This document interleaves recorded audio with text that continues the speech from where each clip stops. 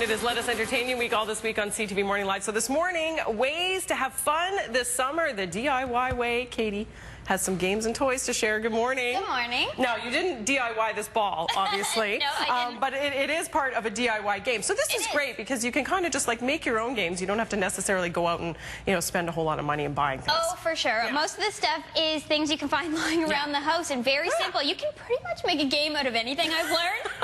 As you can see from the array of randomness on the table. But okay, where do we start? We'll start with paper plate ping pong, right? So I just glued this little dowel on the back of a paper plate and blew up a balloon, and it's so fun and great for rainy days because this is totally safe for inside the house, right? Because you're just kind of like, and if it hits something, who cares? I think this should be an Olympic sport.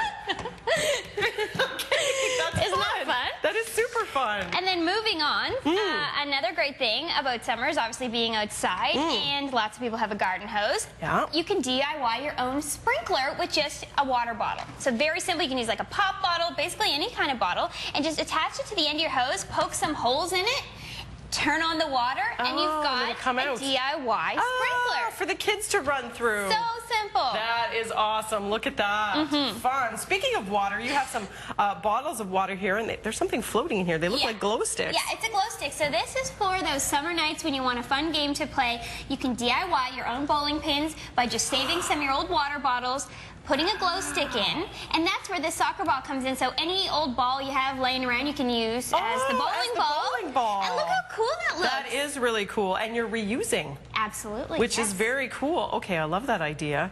Very nice. I'm sure I could get a strike that way. Yes.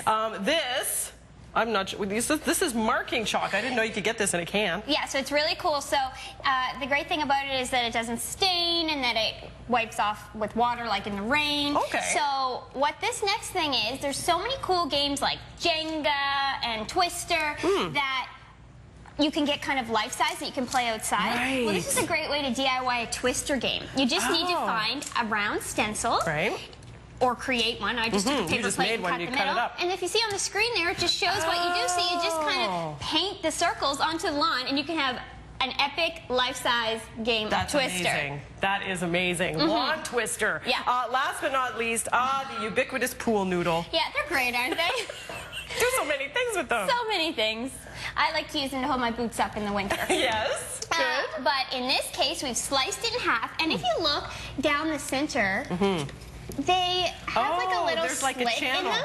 Yeah. So what we've done, so I couldn't actually put it all together here because we didn't have much space, but it's a marble racing game. So these go in the bottom. Right. Like this.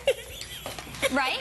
And then you can lean it like up against the wall or up against the stairs, and then you take your marbles, slide it down and have a race. And you made a nice little finish line sign. Yes, I did. Which is fantastic. This is so funny. I didn't know they had this channel in the middle, which is perfect for marbles. It's perfect. I tried it out last night. Who knew?